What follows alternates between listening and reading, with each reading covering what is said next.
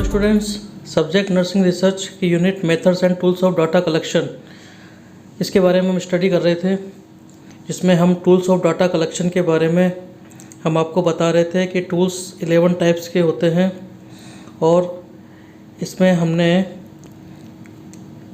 Interview, questionnaire, Oppenauer और skills इनके बारे में पिछली वीडियोज़ में अध्ययन कर लिया था। आज की इस वीडियो में हम ऑब्जर्वेशन चेकलिस्ट, एनेक्डोट्स और प्रोजेक्टिव टेक्निक्स के बारे में डिस्कस करते हैं। तो आइए स्टार्ट करते हैं चेकलिस्ट से। चेकलिस्ट क्या होता है? चेकलिस्ट जो है बेसिकली जो रेस्पोंडेंट होता है उसकी specific skills, activities, steps, performance और उसके बिहेवियर उसको मॉनिटर करने के लिए हम चेकलिस्ट का उपयोग करते हैं। चेकलिस्ट में क्या होता है कि एक तरफ उसका जो एट्रीब्यूट्स है या परफॉर्मेंस लेवल है वो लिख दिया जाता है और दूसरी तरफ यस और नो का टिक मार्क वहाँ पर उसको लगाना होता है। रिसर्चर उसको जो भी एट्रीब्यूट्स लिखे गए हैं उसको सही तरीके से चेक करके और उसकी प्रेजेंस और एब्सेंस का के लिए क्या है कि वहाँ पर टिक मार्क लगाता है। तो ये स्टार्ट करते हैं। It is the one of the most commonly use instrument for performance evaluation. Checklist जो है बहुत ही मोस्ट कॉमनली यूज में लिया जाता है और जो जिसका भी आपको एवेल्यूएशन परफॉर्मेंस चेक करना होता है उसमें चेकलिस्ट जो है कॉमन इंस्ट्रूमेंट होता है। It is a strategy to monitor specific skill, step, activities, performance, behaviour of the object. इसमें क्या होता है कि जो स्पेसिफिक स्किल्स होती हैं, स्टेप्स यानी कि जो रेस्पोंडेंट होता है उस रेस्पोंडेंट्स के जो स्किल कैसी है, उस क्या स्टेप्स हैं, एक्टिविटीज़ क्या करता है, परफॉर्मेंस लेवल उसका और बिहेवियर, तो उन सब चीज़ों के बारे में क्या है कि यहाँ पर मॉनिटर किया जा सकता है चेकलिस्ट के माध्यम से। A checklist is a prepared list of expected items of performance और attributes which are checked by a researcher for their presence और एब्सेंस। चेकलिस्ट को हम एक प्रिपेयर लिस्ट के लिए तैयार करते हैं। जो भी एक्सपेक्टेड आइटम्स होते हैं एट्रीब्यूट्स या परफॉर्मेंस के आधार पर उनको प्रिपेयर कर लिया जाता है एक लिस्ट के रूप में। फिर देन जो रिसर्चर है उसको क्या है कि चेक करता है और चेक करके कि वो प्रेजेंस है या एब्सेंस है उसके लिए क्या है कि टिक मार्क वो वहाँ पर लगाता है। It enable the researcher observer to note whether a trait is present. इसमें जो रिसर्चर या जो ऑब्जर्वर होता है वो नोट करता है कि जो विशेषता है उसको चाहिए वो वहाँ पर प्रेजेंट है या नहीं है। Observer should place a tick mark against each item in the list after judging where certain behaviour has taken place और नॉट। ऑब्जर्व क्या करता है कि सामने उसके अगेंस्ट जो लिखा हुआ है उसके अगेंस्ट उसमें वो उस लिस्ट के आगे जज करके सही तरीके से और उस बिहेवियर का वो बिहेवियर के आगे क्या है कि वो यस और नो का टिक मार्क वहाँ पर लगाता है कि वो चीज़ वो बिहेवियर वो हुआ है नहीं हुआ है, तो उसके बारे में वो वेरीफाई करता है। देन उसके बाद वो वहाँ पर टिक मार्क लगाता है। आइए इसकी डेफिनेशन के बारे में चर्चा करते हैं। तो डेफिनेशन में क्या है कि a checklist is a simple instrument consisting prepared list of expected items of performance or attributes which are checked by a researcher for their presence or absence। Checklist एक सिंपल इंस्ट्रूमेंट्स होता है जिसमें एक prepare list consist होती है। जो भी आपका परफॉर्मेंस है, जो भी एट्रीब्यूट्स है, उसके आधार पर जो एक्सपेक्टेड आइटम्स होते हैं उसकी एक लिस्ट बनी हुई होती है। Which are checked by the researcher for their presence और एब्सेंस, जिसको रिसर्चर चेक करता है कि वो आइटम्स या जो परफॉर्मेंस है या जो एट्रीब्यूट्स है वो उस रेस्पोंडेंट के अंदर प्रेजेंस है या एब्सेंस है, तो वो वहाँ पर क्या है कि उसको चेक करता है। अब बात करते हैं इसके एग्जांपल की। एग्जांपल से हम उसको अच्छी तरीके से समझेंगे कि जैसे कि इसमें बताया गया है कि checklist of evaluation of student in health teaching. एक चेकलिस्ट है जिसमें हेल्थ टीचिंग के बारे में स्टूडेंट्स का जो इवेल्युएशन है उसके बारे में बनाई गई है। इसमें एक तरफ उसमें बिहेवियर लिख दिया जैसे कि introduce self, subject of health teaching, usages of AV aids, usages of simple language and promote learner interest. तो ये क्या है? बिहेवियर हो गया, स्टूडेंट्स के बिहेवियर है। अब क्या है कि जो टीचर है वो क्या करेगा, इनको जो स्टूडेंट्स हैं उनके अंदर ये चीज़ें है या नहीं, तो उस प्रेजेंस है या एब्सेंस है, तो इसके आगे क्या है कि वो टिक मार्क लगाएगा येस और नो में के अंदर। जैसे कि introduce self and subject of health teaching, यानी कि जब उसने हेल्थ टीचिंग दी है तो वो अपने आप को उसने सेल्फ इंट्रोड्यूस कराया है या अपने सब्जेक्ट के बारे में उसने सही तरीके से बताया है या नहीं बताया है। तो अगर बताया है तो यस पर टिक कर देंगे और नहीं बताया है तो क्रॉस लगा देंगे, इस पर नो पर टिक कर देंगे। और जैसे कि यूजेज ऑफ एविएट्स, यानी कि उसने जो एविएट्स का यूज़ किया है या नहीं किया है तो वो भी क्या है कि यहाँ पे टिक मार्क कर देंगे। ऐसे ही यूजेज सिंपल लैंग्वेज का उसने यूज किया है या डिफ़िकल्ट लैंग्वेज उसमें यूज कर दी है तो उस हिसाब से क्या है कि अपन यस और नो में उसका टिक मार्क लगा देते हैं। प्रमोट लर्नर इंटरेस्ट, इसमें अपने जो पढ़ाया है टीचिंग दी है उसमें जो लर्नर जो है उन्होंने किस प्रकार से उसमें इंटरेस्ट लिया है और प्रमोट किया है आपने, तो यस और नो। तो इस तरीके से क्या है कि जो टीचर है यहाँ पर वो स्टूडेंट्स का जो हेल्थ टीचिंग उसने दी है उसके बारे में कुछ बिहेवियर या कुछ नोट्स हमने यहाँ पर लिख दिए हैं। उसके परफॉर्मेंस जो है उसके आधार पर क्या है कि हम यहाँ पर टिक मार्क करते हैं, उसका इवेल्युएशन करते हैं। तो इस तरीके से क्या है कि चेकलिस्ट बनाई जाती है। अब हम बात करते हैं कैरेक्टरिस्टिक्स ऑफ चेकलिस्ट की। इसमें क्या है कि statement of behaviour should be clear, concise and simple language. जो भी इंस्ट्रूमेंट्स ऑफ बिहेवियर आप बनाते हो वहाँ पर वो बिल्कुल क्लियर होने चाहिए, कंसाइज होनी चाहिए, यानी कि संक्षिप्त में होने चाहिए और सिंपल लैंग्वेज में होने चाहिए ताकि सामने वाला जो रेस्पोंडेंट है उसको आसानी से समझ सके। Checklist should be complete and comprehensive. Checklist आप बनाते हो तो पूरी तरह से कंप्लीट होनी चाहिए और सभी चीज़ें उसके अंदर आ जानी चाहिए जो आपको ज़रूरत है। The observer should be trained how to observe, what to observe and how to record the observed behavior। Observer यानी कि जो रिसर्चर है उसको ट्रेंड होना चाहिए इस बात के लिए कि कैसे चेकलिस्ट हम बनाते हैं तो उसको ऑब्जर्व रेस्पोंडेंट को कैसे किया जाए, और व्हाट टू ऑब्जर्व और रेस्पोंडेंट के अंदर हमको क्या ऑब्जर्व करना है, and how to record the observe behaviour, और जो हमने उसका जो बिहेवियर ऑब्जर्व किया है उसको किस प्रकार से रिकॉर्ड किया जा सके। तो उसके लिए क्या है कि ऑब्जर्व को ट्रेनिंग होना चाहिए। इसके अलावा negative statement should be avoided. इसके अंदर आप जो भी बिहेवियर तैयार करते हो, चेकलिस्ट तैयार करते हो, उसके अंदर नेगेटिव स्टेटमेंट जितने हो सके क्या है कि उसको अवॉइड ही आपको रखना चाहिए। अब हम बात करते हैं कंस्ट्रक्शंस ऑफ चेकलिस्ट की। इसमें है आपका express each item in A clear and simple language. जो भी आप आइटम्स के अंदर रखते हो बिल्कुल क्लियर और सिंपल लैंग्वेज में रखना है आपको। An intensive survey of the literature is made to determine the type of checklist to be used in a particular research। एक इंटेंसिव जो सर्वे है लिटरेचर का वो आपको वहाँ पर करना चाहिए पहले, ये निर्धारित करने के लिए कि आप जिस प्रकार की चेकलिस्ट को यूज कर रहे हैं आपकी पर्टिकुलर रिसर्च के लिए वो सही है या नहीं। तो उस तरह का उसको वेरीफाई करने के लिए आपको पहले इंटेंसिव सर्वे आपको करना होता है, जिसके बारे में आपको पता चल सके कि जो चेकलिस्ट आप तैयार कर रहे हो वो आप यूज में ले रहे हो वो सही है या नहीं, इसको निर्धारण आप सही तरीके से कर सको। इसके बाद the list of items the checklist में बी कंटिन्यूस और divided into group of related items. जब भी आप चेकलिस्ट प्रिपेयर करते हो जो उसके जो आइटम्स होते हैं जो लिस्ट में आप बनाते हो वो कंटिन्यूस है या फिर डिवाइडेड है ग्रुप के अंदर। जो भी रिलेटेड आइटम्स आपको दे दिए गए हैं उनको क्या है कि या तो ग्रुप्स के अंदर डिवाइडेड करने हैं या फिर कंटिन्यूस है, तो ये चीज़ क्या है कि आपको वहाँ पर वेरीफाई करनी होती है। This list of the items are formulated on the basis of judgement of expert. जो भी आप आइटम्स के अंदर बनाते हो, जो लिस्ट तैयार करते हो, उसके अंदर जो भी आप फॉर्मुलेट करना है आपको, तो जजमेंट ऑफ एक्सपर्ट के आधार पर ही आपको वो चीज़ें वहाँ पर डालनी होती है कि आपका जो एक्सपर्ट्स हैं वो किस तरीके से उसको जजमेंट दे सके। तो उसी प्रकार की जो लिस्ट है आपको वहाँ पर फॉर्मुलेट करनी होती है। Avoid negative statement when ever possible. जो भी आपके नेगेटिव स्टेटमेंट है उसको जितना संभव हो सके उतना उसको अवॉइड करना चाहिए। Ensure that each item has clear response yes or no, true or false। आपको ये इंश्योर करना है कि प्रत्येक रेस्पॉन्स जो आपने दिए हैं वहाँ पर वो एकदम क्लियर होने चाहिए, जैसे कि यस या नो या ट्रू और फॉल्स। यानी कि इस तरह से नहीं होने चाहिए कि उसका जवाब जो आ रहा है आपका बिल्कुल उन दोनों के बीच का आ रहा है या उनके विपरीत आ रहा है। तो इस तरह से एकदम क्लियर जवाब होना चाहिए, एकदम यस या नो, ठीक है, या फिर ट्रू या false. Review the items independently.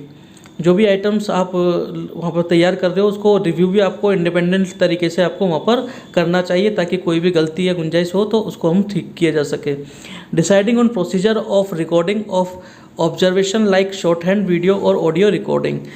आपको डिसाइड करना होगा कि कौन से प्रोसीजर के तहत आप जो ऑब्जर्वेशंस आप रिकॉर्ड कर रहे हो तो किस प्रोसीजर के तहत आप रिकॉर्ड कर रहे हो। तो ये आपको डिसाइड करना होगा, या आप शॉर्ट हैंड के जरिए आप उसको रिकॉर्ड कर रहे हो, यानी कि आप लिखावट के जरिए आपने जो रिस्पॉन्स दिए जा रहे हैं उसको लिख रहे हो आप, या फिर भी उसको वीडियो बना रहे हो, या फिर उसकी ऑडियो रिकॉर्डिंग कर रहे हो।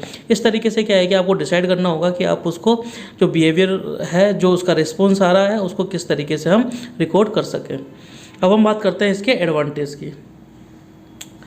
एडवांटेज में पहला आता है आपका सिंपल एंड इम्पोर्टेंट टेक्निक्स। जिस प्रकार की जो चेकलिस्ट है वो एक सिंपल और इम्पोर्टेंट टेक्निक्स होती है। सिंपल इसलिए कि इसको बनाना आसान है और इससे रिस्पॉन्स लेना भी बहुत आसान है, और इम्पोर्टेंट इसलिए कि इससे क्या है कि आप किसी के भी बिहेवियर्स या उसकी जो परफॉर्मेंस है या इसकी स्किल्स है, उसके प्रेजेंस या एब्सेंस दोनों का आप यहाँ पर पता लगा सकते हो। Complete situation can be viewed. इसमें क्या है कि आपको एक ही फॉर्मेट में आपको पूरी सिचुएशन एक साथ क्या है कि वहाँ पर दिखाई दे जाती है।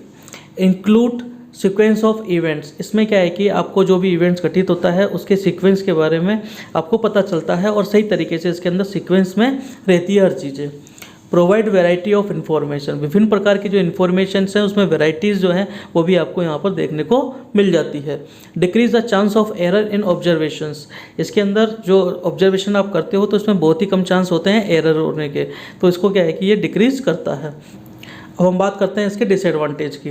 इसमें पहला आता है आपका require attention, sensation, perception and constructions. इसमें एक पहला डिसएडवांटेज ये होता है कि इसमें एक तो अटेंशन की बहुत ज़्यादा रिक्वायरमेंट होती है, इसमें पूरा अटेंटिव होना पड़ता है आपको, सेंसेशन आपको रखना होता है, परसीव आपको वहाँ पर करना होता है कि क्या उसका जवाब हो सकता है क्या नहीं हो सकता, ठीक है। और इसके अलावा इसको कंस्ट्रक्शंस को आपको बनाना उसका थोड़ा सा आपको डिफ़िकल्ट हो सकता है।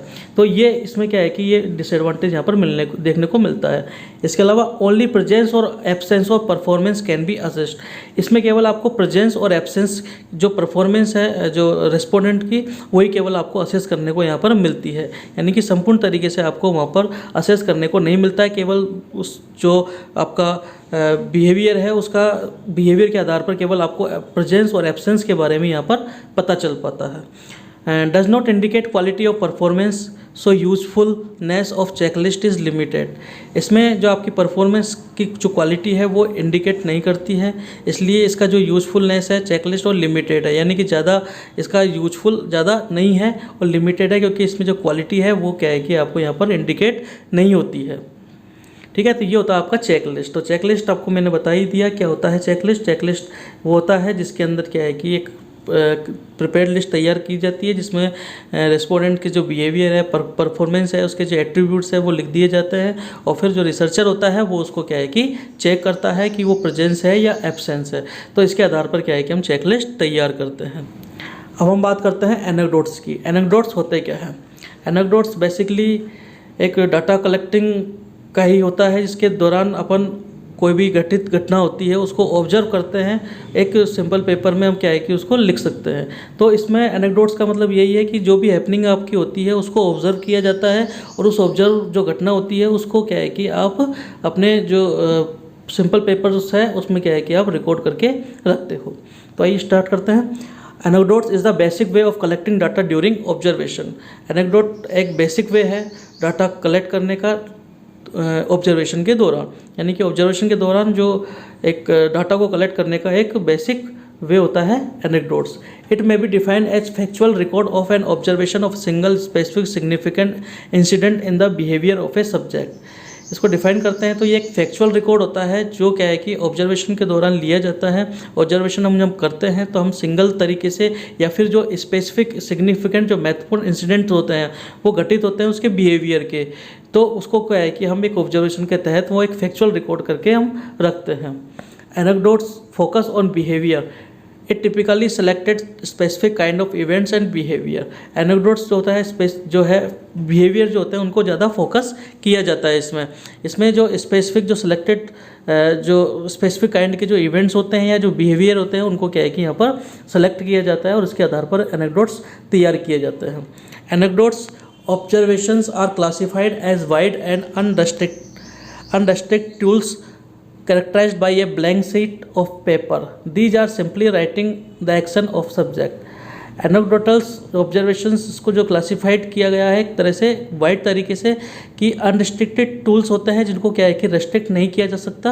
अनरेस्ट्रिक्टेड होते हैं टूल्स हैं ये, जिसमें क्या है कि हम ब्लैंक शीट पेपर है उसके अंदर आराम से उसके अंदर लिख सकते हैं, यानी कोई रेस्ट्रिक्ट या कोई बाउंडेशन इसमें नहीं है कि हमको क्या है कि कोई स्पेसिफिक इंस्ट्रूमेंट की आवश्यकता है इसके अंदर या कुछ और हमको उसमें रिकॉर्ड करने की आवश्यकता। केवल एक सिंपल पेपर्स में आप जो भी बिहेवियर घटित होता है, जो भी इवेंट्स घटित होता है, जो भी स्पेसिफिक काइंड का बिहेवियर है उसको क्या है कि एक ब्लैंक शीट जो पेपर है उस पर क्या है कि हम लिख देते हैं। There are a simply writing in the action of subject, इसमें जो भी एक्शंस होते हैं उसको सिंपली राइटिंग में आप यहाँ पर लिख देते हो। Anecdotals notes are discussed during the post observation conference. Anecdote notes उसको फिर बाद में जब अपने जो एनेक्डोट नोट्स तैयार किए हैं उनको क्या है कि जब आप ऑब्जर्वेशन कर लेते हो उसके बाद जब कॉन्फ्रेंस में क्या है कि इसके बारे में आप डिस्कस करते हो और सभी लोगों के साथ वेट करके, ठीक है। तो ये होते हैं आपके एनेक्डोट्स। तो एनेक्डोट्स बेसिकली क्या होते हैं, एक जो डाटा कलेक्ट करने का एक बेसिक वे होता है। जो भी आप ऑब्जर्व करते हो, जो भी घटित होती है घटना, जो भी स्पेसिफिक घटना होती हैं या फिर जो इवेंट्स होते हैं उनको क्या है कि आप एक सिंपल पेपर्स पे एक लिख लेते हो और उसको क्या है कि आप एक सिंपली तरीके से उसको फिर बाद में जब ऑपरेशन घटित हो जाता है उसके बाद आप एक कॉन्फ्रेंस में उसको क्या है कि डिस्कस करते हो। तो ये होता है आपका एनेक्डोट्स। अब हम बात करते हैं प्रोजेक्टिव टेक्निक्स की। प्रोजेक्टिव टेक्निक्स क्या होती है? प्रोजेक्टिव टेक्निक्स सिंपली तरीके से क्या है कि जो भी रेस्पोंडेंट्स होते हैं उनकी जो फीलिंग्स होती है, जो ट्रू फीलिंग्स होती है उसमें फोकस किया जाता है। जैसे कि उसके जो बिहेवियर है उसके बिहेवियर से हट करके यदि उसकी कोई और दूसरी फीलिंग्स हैं तो उसको उस टेक्निक के माध्यम से वहाँ पर उसको पहचाना जाता है, उसको आइडेंटिफाई किया जाता है। इसमें क्या होता है कि बेसिकली एक साइको एनालिटिक जो साइकोलॉजी है उससे रिलेटेड है और उसी से उत्पन्न होती है ये प्रोजेक्टिव टेक्निक्स। इसमें क्या होता है कि जो ह्यूमंस होते हैं उसके जो कॉन्शियस और अनकॉन्शियस जो एटीट्यूड्स और जो मोटिव्स होते हैं वो क्या है कि कॉन्शियस अवेयरनेस के पीछे छुप जाते हैं, जिसको क्या है कि एक टेक्निक्स के माध्यम से उनको बाहर निकाला जाता है। तो इस प्रकार की टेक्निक जैसे कि उनको कोई भी चित्र वगैरह या कोई भी पिक्चर्स दे देते हैं, उनको दिखा दिया जाता है रेस्पोंडेंट्स को और उसके आधार पर उनको बोल दिया जाता है कि आपको इन पिक्चर्स के अंदर क्या दिख रहा है उसके बारे में एक स्टोरी हमको बताइए। तो इस तरीके से क्या है कि उसके दिमाग में या अंदरूनी क्या बात चल रही है वो आपको एक स्टोरी के रूप में आपको बताएगा। फिर जो भी वो बताता है, जो भी रेस्पॉन्स बताता है उसको आप रिकॉर्ड कर लेते हो। तो इससे क्या है कि हमको उसकी जो इनर फीलिंग्स होती है, जो ट्रू फीलिंग्स होती है उसके बारे में क्या है कि पता चल जाता है। तो आइए स्टार्ट करते हैं। Projective technique focus on respondents true feelings rather than his और हर बिहेवियर। प्रोजेक्टिव टेक्निक जो रेस्पोंडेंट्स की जो ट्रू फीलिंग्स है उस पर फोकस करती है बजाय उसके बिहेवियर के, यानी कि उसका जो बिहेवियर है वो क्या बता रहा है और तो वो उसको सही तरीके से पहचानने के लिए क्या है कि हम इस टेक्निक का उपयोग करते हैं जिससे उसकी ट्रू फीलिंग्स का हमको पता चल सके।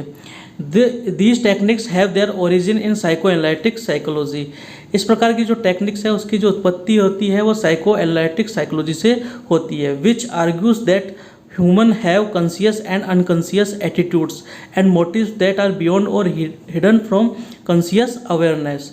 जो कि क्या बताता है कि जो ह्यूमंस के जो अनकॉन्शियस और जो अनकॉन्शियस एटीट्यूड्स और मोटिव्स है वो क्या है कि कॉन्शियस अवेयरनेस के पीछे छिपे हुए रहते हैं। तो उनको क्या है कि बाहर निकाला जाता है इस प्रोजेक्टिव टेक्निक्स के जरिए। Projective techniques rely on the ideas that somebody will project his or on feelings और believes on to an imaginary other person और situation. This means that respondent use their tendencies to make up story about things they see. Projective techniques क्या होती है कि इसमें जो आपके ideas आ रहे हैं उसको रिले किया जाता है, यानी कि कोई भी पर्सन या सिचुएशन जो आपको वहाँ पे दिखाई दे रही है उसको इमेजिन करके आपकी क्या फीलिंग्स है, आपके क्या बिलीव्स है, उसको प्रोजेक्ट करके आपके क्या आइडियाज़ आपके दिमाग में आ रहे हैं वो क्या है कि यहाँ पर प्रोजेक्टिव टेक्निक के माध्यम से उसको रिले किया जाता है। इसका मतलब this means that respondent use their tendency to make up story about things they see. इसका मतलब क्या होता है कि जो रेस्पोंडेंट होता है जो वो चीज़ देख रहा है उस देखने के आधार पर उसकी क्या टेंडेंसी है, क्या उसके दिमाग में वो बात आ रही है उस चीज़ को देख करके और उसकी क्या है कि जो स्टोरी बनाता है वो आपको क्या है कि आकर के बताता है, जिससे आपको पता चलता है कि उसकी ट्रू फीलिंग्स क्या है। Projective techniques sometime called as indirect interview techniques. इसको कभी कभी क्या है कि हम इनडायरेक्ट इंटरव्यू टेक्निक्स भी कहते हैं। अब हम बात करते हैं इसके टाइप्स की। तो मेनली 3 टाइप्स का होता है ये। पिक्टोरियल, वर्बल और एक्सप्रेसिव प्रोजेक्टिव टेक्निक्स। तो इसमें आपका पहला जो आता है pictorial projective techniques. This technique present subject with an ambiguous pictorial stimulus. इस प्रकार की जो टेक्निक है यानी कि पिक्टोरियल प्रोजेक्टिव टेक्निक्स, इसमें क्या होता है कि जो इसमें पिक्टोरियल स्टिमुलस आपको दिखाए जाते हैं, प्रेजेंट किए जाते हैं, यानी कि इस प्रकार के जो इसके कई अर्थ निकलते हैं, ऐसी पिक्चर्स जिसके कई अर्थ निकलते हैं वो वहाँ पर पिक्चर आपको वहाँ पर दिखाई जाती है और उसके आधार पर क्या है कि आपको अपना रेस्पॉन्स देना होता है। तो कुछ एग्जाम्पल्स यहाँ पर दिए गए हैं, जैसे कि पहला आता है इसमें रोरस्काच इंकप्लॉट टेस्ट। इस टेस्ट में क्या होता है कि this test consist a series of 10 irregular but symmetrical inkblot card. इसमें क्या होता है कि एक सीरीज़ जो है कंसिस्ट की जाती है, जो क्या है कि 10 जो इरेगुलर लेकिन सिमेट्रिकल मतलब एक ऑर्डरली इंकब्लॉट कार्ड वहाँ पर आपको दे दिए जाते हैं एक सीरीज़ में, ठीक है। The subject is asked to explain what they see in inkblot and the response are interpreted. और फिर जो सब्जेक्ट है यानी कि जो रेस्पोंडेंट है उसको कहा जाता है कि जो इंकप्लॉट्स आपको जो 10 इरेगुलर और जो सिमेट्रिकल जो आपको इंकप्लॉट कार्ड दिखाई दे रहे हैं उनके बारे में क्या है कि आपको अपना व्यू देना है, उनके बारे में आपको एक्सप्लेन करना है। तो उसकी जो एक्सप्लेंस है उसको क्या है कि आपको इंटरप्रेटेट करना है, यानी कि उसको व्याख्यात करना होता है और उसको लिख लेना होता है, रिकॉर्ड कर लेना होता है। सेकेंड आता है आपका थीमेटिक एप्रिसेप्शन टेस्ट। इसमें क्या होता है, it consist of a set of ambiguous scenes of people about day to day event. इसमें क्या होता है कि जो पीपल्स होते हैं उनको जो कई प्रकार के जो डे टू डे इवेंट्स जो होते हैं उसके आधार पर क्या है कि जो जिनके कई अर्थ निकलते हैं, इस प्रकार के जो सीन्स हैं उनको वहाँ पर बताए जाते हैं और उस सीन्स के आधार पर जो रेस्पोंडेंट है उसको बोला जाता है कि आपको उस सीन्स को देख करके या उनको समझ करके क्या है कि आपको एक स्टोरी तैयार करनी होती है। फिर उस स्टोरी को क्या है कि आपको वहाँ पर लिखा जाता है उस इंटरेस्ट के आधार पर, यानी कि जो उसका क्या इंटरेस्ट है उन चीज़ों के बारे में, वो क्या सीन्स उसने देखे हैं, उसके आधार पर वो जो स्टोरी तैयार करता है उस स्टोरी को क्या है कि फिर आप रिकॉर्ड करते हो, उसको इंटरप्रेट करते हो। थर्ड आता है आपका रोजनविंग टेस्ट। इस टेस्ट में क्या होता है, this test use a cartoon format where in we have a series of cartoon with empty values. इस टेस्ट में क्या होता है कि आपको कार्टून फॉर्मेट दिया जाता है जिसमें बहुत सारी सीरीज़ के कार्टून्स होते हैं और साथ में क्या है कि बैलून्स भी आपको होते हैं, यानी कि एक कार्टून की एक सीरीज़ आपको दे दी जाती है, साथ में आपको बैलून दे दिए जाते हैं और सब्जेक्ट यानी कि जो रेस्पोंडेंट है उसको बोला जाता है कि अपने वर्ड में उस एम्प्टी जो बैलून्स हैं उनके अंदर आपको लिखना है उन जो कार्टून्स आपको दिखाई दे रहे हैं उनके बारे में। तो जो रेस्पॉन्स है वो क्या है कि आपको इंटरप्रेटेट कर लेना होता है। जो आपका चौथा आता है होल्ट्जमान इंकप्लॉट टेस्ट, HIT, जिसमें हम बोलते हैं HIT। This is a variation of Rorschach test in which 45 inkblot card are used. ये भी क्या है कि एक रोरस्काच टेस्ट है, उसका एक वेरिएशन होता है जिसमें क्या होता है 45 इंकप्लॉट कार्ड इसमें यूज किए जाते हैं। उसमें हमने क्या कितने यूज किए थे, 10 यूज किए थे, लेकिन इसमें हम 45 इंकप्लॉट कार्ड यूज करते हैं। Only one response per card is obtain from the subject and the response of subjects are interpreted. इसमें केवल आपको पर कार्ड यानी कि एक कार्ड का एक रेस्पॉन्स आपको यहाँ पर ऑब्टेन करना होता है उस रेस्पोंडेंट से, और फिर जो भी रेस्पॉन्स आपको आता है उसको क्या है कि आपको इंटरप्रेटेट करना होता है। नेक्स्ट आता है आपका पिक्चर अरेंजमेंट टेस्ट। इसमें क्या होता है, this test consist of 25 set of 3 pictures which the subject must arrange into a sequence that he consider reasonable. इसमें क्या होता है कि आपको जो यानी कि जो रेस्पोंडेंट होता है यानी कि जो सब्जेक्ट होता है उसको 3 पिक्चर दे दी जाती है, उसके 25 सेट आपको दे दिए जाते हैं, यानी कि आपको 25 सेट्स उन 3 पिक्चर्स के दे दिए जाते हैं और आपको बोला जाता है कि आपको उस पिक्चर को जोड़ना है, यानी कि उन 25 सेट में से आपको वो पिक्चर्स के जो टुकड़े होते हैं उनको मिला करके आपको अरेंज करना है एक सीक्वेंस में। तो इस तरह से क्या है कि वो एक उसका जो दिमाग में जो चीज़ चल रही हैं बातें हैं वो किस तरीके से उसकी जो स्किल्स है उसको क्या है कि यहाँ पर टेस्ट किया जाता है। अब हम बात करते हैं वर्बल प्रोजेक्टिव टेक्निक्स की। These techniques present subject with an ambiguous verbal stimulus rather than pictorial one। इस टेक्निक में क्या होता है कि जो वर्बल स्टिमुलस यहाँ पर दे दिए जाते हैं जिनके कई अर्थ निकलते हैं और उनको रेदर देन पिक्टोरियल वंस, यानी कि पिक्टोरियल की बजाय यहाँ पर क्या है कि वर्बल स्टिमुलस यहाँ पर सब्जेक्ट को दिया जाता है। Following are some example of verbal projective technique. कुछ एग्जाम्पल्स यहाँ पर दिए गए हैं। पहला आता है आपका वर्ड एसोसिएशन टेक्निक। इस टेक्निक में क्या होता है, this technique require the subject to respond at the presentation of stimulus with the first thing and that comes to mind, so as to extract information regarding words that have maximum association. In this sort of test, the respondent is asked to mention the first word that comes in mind. इस technique में क्या होता है कि जो respondent होता है उसको क्या है कि कोई भी वर्ड उसके दिमाग में जो आता है वो क्या है कि बोलने के लिए, प्रेजेंट करने के लिए बोल दिया जाता है, और फिर उसको एक्सट्रैक्ट करनी होती है उसके साथ इंफॉर्मेशंस को, उसके उस वर्ड से रिलेटेड कितनी जो इन्फॉर्मेशंस हैं जिसको वो एसोसिएट कर सकते हैं, उसको एसोसिएट करके क्या है कि वो वहाँ पर उसको रिकॉर्ड में रख लेते हैं। यानी कि इस तरह शॉर्ट में हम बोल लेते हैं। तो respondent is asked to mention the first word that comes in mind, यानी कि रेस्पोंडेंट है उसके दिमाग में पहला वर्ड क्या आता है वो चीज़ को क्या है कि हमको यहाँ पर रिमाइंड करना था। जैसे कि फॉर एग्जांपल इंटरव्यू से कोल्ड, यानी कि इंटरव्यू में जैसे कि कोला की कोल्ड, तो रेस्पोंडेंट क्या बोलेगा कोल्ड के लिए, तो उसने जैसे ही हॉट बोला तो आपको क्या है कि पता चल गया कि हाँ भाई mostly use in marketing research to find the quality that mostly associate with brand of product. इसमें क्या है कि इस प्रकार की जो टेक्निक है उसको आप मार्केटिंग जो रिसर्च होती है उसमें ज़्यादातर यूज किया जाता है, जिसमें क्या है कि किसी भी ब्रांड या प्रोडक्ट का क्या है कि जो एसोसिएटेड है उसकी क्वालिटी के बारे में आपको क्या है कि यहाँ पर पता चल जाता है कि क्योंकि जो कंपनियां होती हैं उसमें क्या है कि जो इंटरव्यू वगैरह लिए जाते हैं तो वहाँ पर यही चीज़ देखी जाती है कि उनके दिमाग में पहली चीज़ क्या आती है कोई चीज़ को लेकर के, तो वो चीज़ क्या है कि यहाँ पर पता चलता है, जिससे क्या है कि आपके दिमाग में क्या है वो आपको यहाँ पर पता चल जाता है। अब हम बात करते हैं दूसरी जो है टेक्निक इसके अंदर completion techniques. In this technique incomplete verbal stimulus is supplied to subject and required to complete it. इस टेक्निक्स में क्या करते हैं कि इनकम्प्लीट वर्बल स्टिमुलस जो सब्जेक्ट है उसको दिया जाता है, यानी कि जो रेस्पोंडेंट है उसको इनकम्प्लीट वर्बल स्टिमुलस दिया जाता है and required to complete it, और उसको बोला जाता है कि इसको कंप्लीट करना है।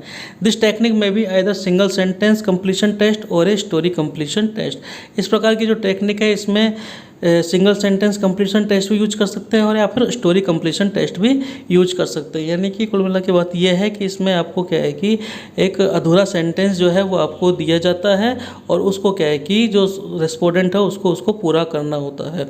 तो सिंगल जो सेंटेंस कंप्लीशन टेस्ट है उसमें क्या करना होता है, the subject is supplied with a set of incomplete sentence is asked to complete them in a desired manner.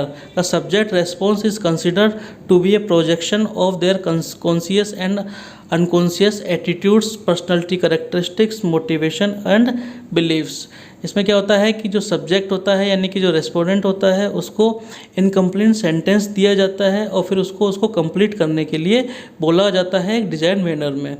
जो सब्जेक्ट होता है वो उसका रिस्पॉन्स देता है, कंसीडर करता है, प्रोजेक्शन करता है कि उसके जो कॉन्शियस या अनकॉन्शियस जो एटीट्यूड्स हैं, पर्सनालिटी करेक्टरिस्टिक्स है, मोटिवेशंस है और बिलीव्स है, इन चीज़ों के बारे में क्या है कि वहाँ पर आपको पता चलता है कि उसका किस प्रकार का एटीट्यूड है, पर्सनालिटी करेक्टरिस्टिक्स क्या है, यानी कि वो जिस तरीके से उसको कंप्लीट करके देता है आपको, उससे इन चीज़ों के बारे में आपको पता चलता है। इसके अलावा द स्टोरी कंप्लीशन टेस्ट, इसमें क्या होता है कि the researcher may arrange story instead of sentence and subject is asked to complete it. इसमें क्या होता है कि इसमें जो रिसर्चर होता है वो इस बार सेंटेंस की बजाय यहाँ पर क्या है कि एक स्टोरी अरेंज करता है और उसको क्या है कि कंप्लीट करने के लिए कहता है। अब हम बात करते हैं तीसरा जो टेक्निक है इसकी एक्सप्रेसिव प्रोजेक्टिव टेक्निक की। तो इसमें क्या होता है, these techniques encourage self expression, the main techniques are as follow. इस टेक्निक्स का मतलब ही यही है कि एक्सप्रेस, यानी कि आप अपने आप को क्या है कि सेल्फ एक्सप्रेस करना। तो इस टेक्निक क्या करती है, एनकरेज करती है ताकि आप अपने आप को यहाँ पर एक्सप्रेस कर सको। तो इसके लिए कुछ टेक्निक्स से हमें बताई गई है। पहली टेक्निक्स है आपकी play techniques. In this technique subject are asked to act out a situation in which they have been assigned various role. This technique focus on the manner in which the subject constructs something rather than on what he represents. The researcher observes presence or absence of traits such as hostility, dominance, sympathy, prejudice, etc. in the subject. इसमें क्या होता है कि जो subject होता है उसको कोई भी एक्ट करने के लिए कहा जाता है, यानी कि कोई भी एक सिचुएशन उसको दे दी जाती है और उसको बोला जाता है कि आप इस सिचुएशन के आधार पर विभिन्न प्रकार के जो रोल्स हैं जो असाइन किए गए हैं आपको, वो एक्ट आप वहाँ पर करो। तो this technique focus on the manner, इस प्रकार की जो टेक्निक्स है वो उसके जो उस चीज़ में देखा जाता है कि जो सब्जेक्ट है वो किस प्रकार से इसका निर्माण कर रहा है, यानी कि अपने रोल्स जो उसको सिचुएशन दी गई है उसके आधार पर वो अपने आप को किस तरीके से तैयार कर रहा है, rather than on what he represent, बल्कि उसके जो प्रेजेंट करने का जो तरीका है उसको ध्यान में न देते हुए वो उस चीज़ को कैसे तैयार करता है उसको क्या है कि यहाँ पर ध्यान में दिया जाता है। रिसर्चर ऑब्जर्व प्रेजेंस और एब्सेंस ऑफ ट्रेट, इसमें जो रिसर्चर होता है वो उसकी जो प्रेजेंस, जिसकी जो विशेषताएं हैं, जो प्रेजेंस है या एब्सेंस है उसके बारे में क्या है कि यहाँ पर ऑब्जर्व करता है। जैसे कि हॉस्टिलिटी का मतलब होता है द्वेष भावना, यानी कि उसका अपने रोल के प्रति या अपने जो उसको दिया गया है, जो सिचुएशन दी गई है उससे उसके जो द्वेष भावना की जो बातें हैं वो किस प्रकार उसके अंदर है, प्रेजेंस है या एब्सेंस है। डोमिनेंस, प्रभावशाली, कितनी प्रभावशाली है। सिंपैथी, सहानुभूति इसके अंदर है या नहीं। प्रिजुडियस यानी कि पक्षपात की भावना इसके अंदर है या नहीं। तो इस प्रकार से उस सब्जेक्ट जो भी आपको दिए जाते हैं उस सब्जेक्ट को, यानी कि तो वो सारी चीज़ें क्या है कि यहाँ पे जो विशेषता होती है वो वहाँ पर आप उसको ऑब्जर्व कर लेते हो। इसके अलावा एक्सप्रेसिव प्रोजेक्टिव टेक्निक्स में दूसरी जो आती है आपकी अदर एक्सप्रेसिव प्रोजेक्टिव टेक्निक, जिसमें होता है आपका ड्राइंग ए पिक्चर, यानी कि इसमें आप बोल सकते हो कि आप जो सब्जेक्ट है यानी कि जो भी रेस्पोंडेंट है उसको कोई भी पिक्चर ड्रॉ करने के लिए आप बोल सकते हो, पेंटिंग बनाने के लिए बोल सकते हो, रोल प्ले करने के लिए बोल सकते हो, क्ले मॉडलिंग यानी कि मिट्टी के कुछ चीज़ें बनाने के लिए आप उसको बोल सकते हो। तो इस तरह से अगर ये चीज़ें आप बना करके वो बोलते हो उसको, तो उससे क्या है कि उसके अंदर की क्या फीलिंग्स हैं वो सारी है, तो वो अपने अंदर के हिसाब से जो आइडिया उसके दिमाग में आ रहे हैं वो क्या है कि बाहर निकल करके आते हैं, और उसको क्या है कि जो ऑब्जर्वर होता है उसको वो चीज़ को पहचान लेता है। इसमें मैंने एक फ्लो चार्ट बनाया हुआ है, किस तरीके से यहाँ पर बताया गया है। देखिए, प्रोजेक्टिव टेक्निक्स 3 तरीके से डिवाइड होती है, पिक्टोरियल, वर्बल और एक्सप्रेसिव। पिक्टोरियल को हमने इसके अंदर जिसके 5 उदाहरण बताए थे हमने, जैसे कि Rorschach inkblot test, thematic apperception test, Rosenzweig test, Holtzman inkblot test और पिक्चर अरेंजमेंट टेस्ट, इनके बारे में मैंने आपको बताया था। और वर्बल के अंदर 2 आपके टेक्निक्स आती है, वर्ड एसोसिएशन टेक्निक्स और कंप्लीशन टेक्निक्स। और एक्सप्रेसिव जो है टेक्निक्स में आती है आपकी play techniques, drawing a picture, painting, role playing और क्ले मॉडलिंग। तो इस तरीके से क्या है कि ये आपकी प्रोजेक्टिव टेक्निक्स होती है। तो आज हमने प्रोजेक्टिव टेक्निक्स, एनेक्डोट्स और जो चेकलिस्ट है उसके बारे में आज हमने डिस्कस किया। Thank you.